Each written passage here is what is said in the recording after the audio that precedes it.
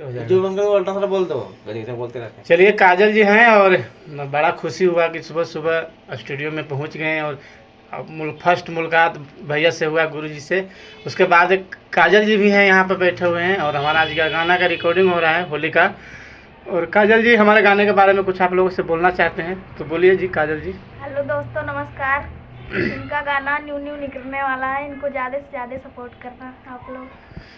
आपका भी गाना आया है कि नहीं है वो भी बता दीजिए। अब मेरा गाना तो देखते हैं, कल परसों में मेरा भी निकलेगा।